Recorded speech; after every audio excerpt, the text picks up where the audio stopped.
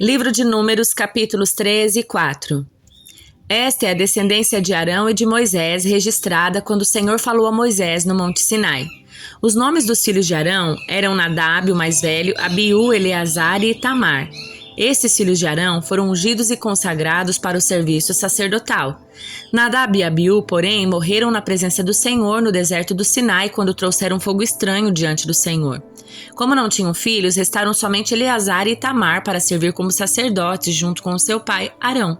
Então, o Senhor disse a Moisés: chame à frente os membros da tribo de Levi e apresente-os ao sacerdote Arão para serem seus assistentes. Eles servirão a Arão e a todo o povo no desempenho das funções na tenda do encontro e no serviço do tabernáculo. Cuidarão de todos os utensílios da tenda do encontro e servirão no tabernáculo como representantes dos israelitas. Nomeie os levitas como assistentes de Arão e de seus filhos, pois, dentre todos os israelitas, eles foram designados para esse propósito. Encarregue Arão e seus filhos de realizarem as funções do serviço sacerdotal.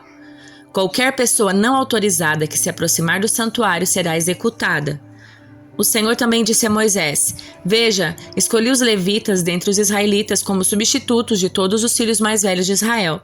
Os levitas me pertencem, pois todos os filhos mais velhos são meus. No dia em que feri mortalmente todos os filhos mais velhos dos egípcios, consagrei para mim todos os filhos mais velhos de Israel e todos os machos das primeiras crias dos animais. Eles são meus, eu sou o Senhor. O Senhor falou ainda a Moisés no deserto do Sinai: registre os nomes dos membros da tribo de Levi por famílias e clãs. Faça uma lista de todos os indivíduos do sexo masculino de 1 mês de idade para cima.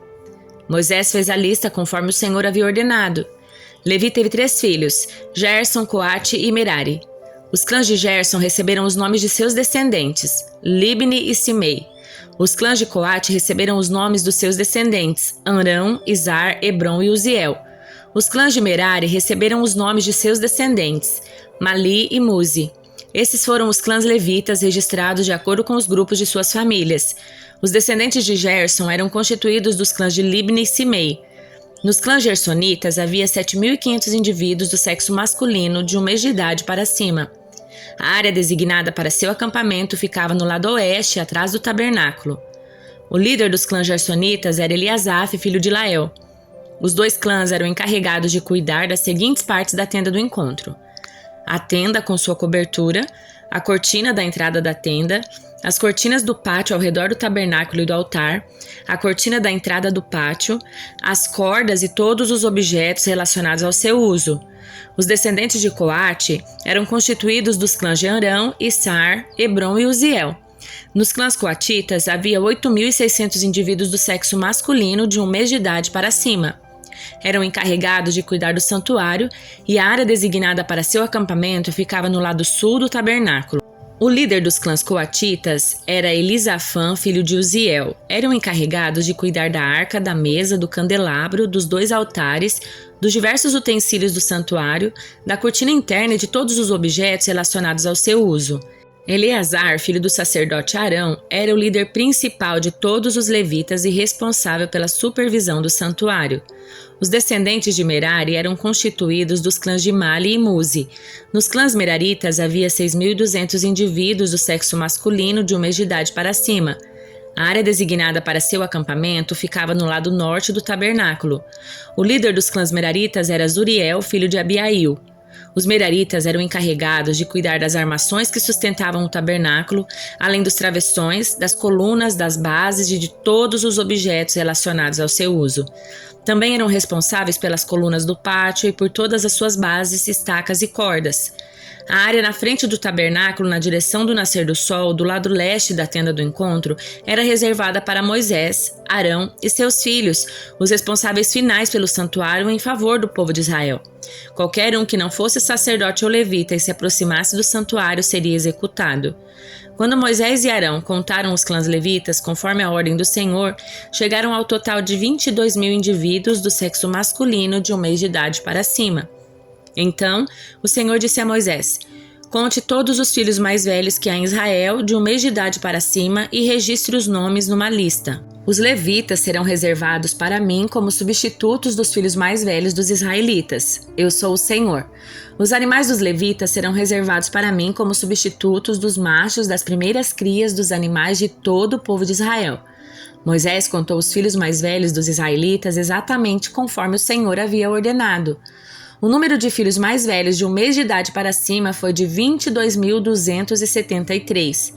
O Senhor também disse a Moisés: tome os levitas como substitutos dos filhos mais velhos dos israelitas e tome os animais dos levitas como substitutos dos machos das primeiras crias dos animais de todos os israelitas. Os levitas me pertencem. Eu sou o Senhor. O número de filhos mais velhos de Israel excede em 273 o número de levitas. Para resgatar o excedente de filhos mais velhos, recolha 5 peças de prata para cada um deles com base no ciclo do santuário, equivalente a 12 gramas cada peça. Entregue a prata a Arão e a seus filhos como resgate pelo excedente de filhos mais velhos. Moisés recolheu a prata para o resgate dos filhos mais velhos de Israel, que excediam o número de levitas. Arrecadou 1.365 peças de prata com base no ciclo do santuário, em lugar dos filhos mais velhos de Israel. Moisés entregou a prata do resgate a Arão e a seus filhos conforme o Senhor havia ordenado. Então, o Senhor disse a Moisés e a Arão: realizem um censo dos membros dos clãs e das famílias da divisão coatita da tribo de Levi. Façam uma lista de todos os homens de 30 a 50 anos qualificados para servir na tenda do encontro. Os deveres dos coatitas na tenda do encontro serão relacionados aos objetos mais sagrados. Quando o acampamento se deslocar de um lugar para outro, Arão e seus filhos entrarão primeiro na tenda do encontro para remover a cortina interna e usá-la para cobrir a arca da aliança. Depois, cobrirão a cortina interna com couro fino e por cima do couro estenderão uma peça única de pano azul. Por fim, colocarão no devido lugar as varas usadas para transportar a arca. Em seguida, estenderão um pano azul sobre a mesa onde ficam expostos os pães da presença e sobre o pano azul colocarão as tigelas, as colheres e as jarras e vasilhas para ofertas derramadas e o pão da presença. Sobre tudo isso estenderão um pano vermelho e por cima dele uma cobertura de couro fino. Por fim, colocarão no devido lugar as varas usadas para transportar a mesa. Depois, cobrirão com um pano azul o candelabro, suas lâmpadas, os cortadores de pavio, os apagadores e as vasilhas especiais para o óleo. Cobrirão o candelabro e seus acessórios com couro fino e os colocarão sobre o suporte usado para transportá-los. Em seguida, estenderão um pano azul sobre o altar de ouro e cobrirão o pano com o couro fino. Por fim, colocarão no devido lugar as varas usadas para transportar o altar. Os demais utensílios usados no serviço do santuário serão embrulhados em pano azul, cobertos com couro fino e colocados sobre o suporte usado para transportá-los. Removerão as cinzas do altar de sacrifícios e o cobrirão com um pano roxo. Colocarão todos os utensílios do altar, os braseiros, os garfos para a carne, as pás, as bacias e todos os recipientes sobre o pano e os cobrirão com couro fino. Por fim, colocarão no devido lugar as varas usadas para transportar o altar. O acampamento estará pronto para se deslocar quando Arão e seus filhos tiverem terminado de cobrir o santuário e todos os objetos sagrados. Os coatitas virão e transportarão tudo até o lugar de destino. Contudo, não tocarão nos objetos sagrados, pois se o fizerem, morrerão. Esses são os utensílios da tenda do encontro que os coatitas transportarão. Eleazar, filho do sacerdote Arão, será responsável pelo óleo usado no candelabro, pelo incenso perfumado, pelas ofertas diárias de cereal e pelo óleo da unção. De fato, será responsável por todo o tabernáculo e tudo o que nele há, incluindo o santuário e seus objetos. Então o Senhor disse a Moisés e a Arão: não permitam que os clãs coatitas sejam eliminados do meio dos levitas. Para que eles vivam e não morram quando se aproximarem dos objetos mais sagrados, vocês devem fazer o seguinte: Arão e seus filhos sempre entrarão com os coatitas e dirão a cada um o que deve fazer ou carregar. Os coatitas jamais entrarão para ver os objetos sagrados, nem mesmo por um momento, pois se o fizerem, morrerão. O Senhor disse a Moisés: realize um censo dos membros dos clãs e das famílias da divisão gersonita da tribo de Levi. Faça uma lista de todos os homens de 30 a 50 anos qualificados para servir na tenda do encontro. Os clãs gersonitas serão responsáveis pelo serviço geral e pelo transporte de cargas. Levarão as cortinas do tabernáculo, a tenda do encontro com suas coberturas, a coberta externa de couro fino e a cortina da entrada da tenda do encontro. Levarão também as cortinas divisórias do pátio ao redor do tabernáculo e do altar, a cortina da entrada do pátio, as cordas e todos os objetos relacionados a seu uso. Os gersonitas são responsáveis por todos esses itens. Arão e seus filhos orientarão os gersonitas a respeito de suas funções, seja o transporte dos objetos ou a execução ou tarefas. Encarregarão os gersonitas daquilo que devem transportar. Essas são as funções dos clãs gersonitas na tenda do encontro. Prestarão contas de suas responsabilidades diretamente a Itamar, filho do sacerdote Arão. Registre agora os nomes dos membros dos clãs e das famílias da divisão Merarita da tribo de Levi. Faça uma lista de todos os homens de 30 a 50 anos qualificados para servir na tenda do encontro. Sua única função na tenda do encontro será transportar cargas. Levarão as armações do tabernáculo, os travessões, as colunas e bases, as colunas das divisórias do pátio de suas bases, estacas e cordas e todos os utensílios e objetos relacionados ao seu uso. Encarregue cada um, por nome, daquilo que deve transportar. Essa é a única função dos clãs meraritas na tenda do encontro. Prestarão contas de sua responsabilidade diretamente a Itamar, filho do sacerdote Arão.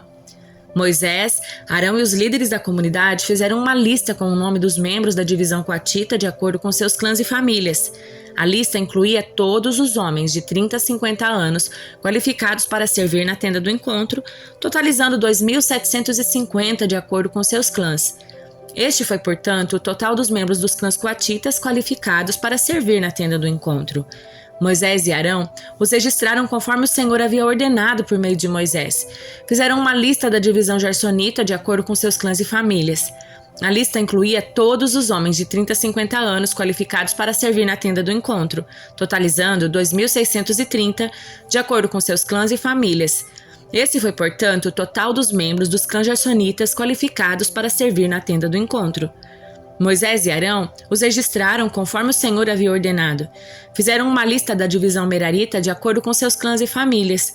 A lista incluía todos os homens de 30 a 50 anos qualificados para servir na tenda do encontro, totalizando 3.200. Esse foi, portanto, o total de membros dos clãs meraritas. Moisés e Arão os registraram conforme o Senhor havia ordenado por meio de Moisés. Assim, Moisés, Arão e os líderes de Israel fizeram uma lista de todos os levitas, de acordo com seus clãs e famílias. O total de homens de 30 a 50 anos qualificados para servir na tenda do encontro e para transportá-la foi de 8.580. Quando registraram os nomes conforme o Senhor havia ordenado, encarregaram cada homem de sua tarefa e lhe disseram o que devia transportar. Desse modo, o registro foi completado conforme o Senhor havia ordenado a Moisés. Salmo de número 31. Ao regente do coral, Salmo de Davi. Em ti, Senhor, me refugio. Não permitas que eu seja envergonhado. Salva-me por causa da tua justiça. Inclina o teu ouvido para me escutar e livra-me depressa. Que tu sejas para mim rocha de proteção, fortaleza onde estarei seguro. És minha rocha e minha fortaleza por causa do teu nome. Guia-me e conduze-me. Tira-me da armadilha que me prepararam, pois só em ti encontro proteção. Em tuas mãos entrego meu espírito. Resgata-me, Senhor, pois és Deus fiel. Detesto os que adoram ídolos inúteis. Eu, porém, confio no Senhor. Exultarei e me alegrarei em teu amor, pois viste minha aflição e te importas com minha angústia. Não me entregaste a meus inimigos, mas me puseste em lugar seguro. Tem misericórdia de mim, Senhor, pois estou angustiado. Lágrimas me embaçam os olhos e meu corpo e minha alma definham. A tristeza me consome, meus dias se encurtam com gemidos, minha força se esvai por causa do pecado e meus ossos se desgastam. Todos os meus inimigos zombam de mim, meus vizinhos me desprezam, até meus inimigos têm medo de se aproximar. Quando me veem na rua, correm para o outro lado, não se lembram de mim como se eu estivesse morto, como se fosse um jarro quebrado. Ouço muitos boatos a meu respeito e o terror me cerca. Conspiram contra mim, tramam tirar minha vida. Eu, porém, confio em ti, Senhor, e digo, tu és o meu Deus. Meu futuro está em tuas mãos. Livra-me dos que me perseguem sem cessar. Que a luz do teu rosto brilhe sobre teu servo. Salva-me por causa do teu amor. Não permitas que eu seja envergonhado, Senhor, pois clamo a ti. Que os perversos sejam envergonhados, que fiquem calados na sepultura. Silencia seus lábios mentirosos, lábios orgulhosos e arrogantes que acusam os justos. Grande é a bondade que reservaste para os que te temem. Tu as concedes aos que em ti se refugiam e os abençoas à vista de todos. Tu os escondes em tua presença, a salvo de todos que contra eles conspiram. Tu os proteges num abrigo, longe das línguas acusadoras. Louvado seja o Senhor, pois Ele me mostrou as maravilhas do seu amor. Manteve-me a salvo numa cidade cercada de inimigos. Apavorado clamei, estou separado da tua presença. Mas Ele ouviu a minha súplica por misericórdia e respondeu ao meu clamor por socorro. Amem o Senhor, todos vocês que lhe são fiéis, pois o Senhor protege quem nele confia, mas castiga severamente o arrogante. Portanto, sejam fortes e corajosos, todos vocês que põem sua esperança no Senhor. Evangelho de Lucas, capítulo 17. Jesus disse a seus discípulos: Sempre haverá o que leve as pessoas a caírem em pecado, mas que aflição espera quem causa a tentação. Seria melhor ser lançado no mar com uma pedra de moinho amarrado ao pescoço que fazer um destes pequeninos pecar. Portanto, tenham cuidado. Se um irmão pecar, repreenda-o, e se ele se arrepender, perdoe-o. Mesmo que ele peque contra você 7 vezes por dia, e a cada vez se arrepender e pedir perdão, perdoe-o. Os apóstolos disseram ao Senhor: Faça a nossa fé crescer.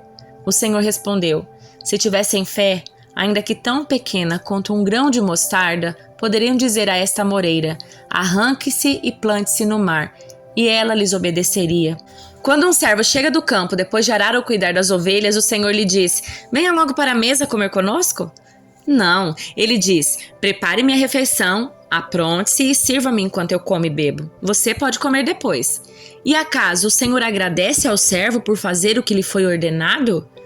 Da mesma forma, quando vocês obedecem, devem dizer: Somos servos inúteis, apenas cumprimos o nosso dever. Dirigindo-se a Jerusalém, Jesus chegou à fronteira entre a Galiléia e Samaria. Ao entrar num povoado dali, 10 leprosos, mantendo certa distância, clamaram: Jesus, mestre, tenha misericórdia de nós. Ele olhou para eles e disse: Vão e apresentem-se aos sacerdotes. E enquanto eles iam, foram curados da lepra. Um deles, ao ver-se curado, voltou a Jesus louvando a Deus em alta voz. Lançou-se a seus pés, agradecendo-lhe pelo que havia feito. Esse homem era samaritano. Jesus perguntou: Não curei 10 homens? Onde estão os outros 9? Ninguém voltou para dar glórias a Deus, exceto esse estrangeiro? E disse ao homem: Levante-se e vá. Sua fé o curou. Certo dia, os fariseus perguntaram a Jesus: Quando virá o reino de Deus? Jesus respondeu: O reino de Deus não é detectado por sinais visíveis. Não se poderá dizer: está aqui ou está ali, pois o reino de Deus já está entre vocês. Então ele disse a seus discípulos: Aproximam-se os dias em que desejarão ver o templo do Filho do Homem, mas não o verão. Dirão a vocês: Vejam, lá está, ou aqui está ele. Mas não o sigam, porque assim como o relâmpago lampeja e ilumina o céu de uma extremidade a outra, assim será no dia em que vier o Filho do Homem. Mas primeiro é necessário que ele sofra terrivelmente e seja rejeitado por esta geração. Quando o Filho do Homem voltar, será como no tempo de Noé. Naqueles dias, o povo seguia sua rotina de banquetes, festas e casamentos, até o dia em que Noé entrou na arca e veio o dilúvio que destruiu todos. E o mundo será como no tempo de Ló. O povo se ocupava dos seus afazeres diários, comendo e bebendo, comprando e vendendo, cultivando e construindo, até o dia em que Ló deixou Sodoma. Então fogo e enxofre ardente caíram do céu e destruíram a todos. Sim, tudo será como sempre foi até o dia em que o Filho do Homem for revelado. Nesse dia, quem estiver na parte de cima da casa, não desça para pegar suas coisas. Quem estiver no campo, não volte para casa. Lembrem-se do que aconteceu à esposa de Ló. Quem se apegar à própria vida, a perderá. Quem abrir mão da sua vida, a salvará. Naquela noite, 2 pessoas estarão dormindo na mesma cama. Uma será levada e a outra deixada. 2 homens estarão trabalhando juntos num campo. Um será levado e o outro deixado. Senhor, onde isso acontecerá? Perguntaram os discípulos. Jesus respondeu: Onde estiver o cadáver, ali se ajuntarão os abutres.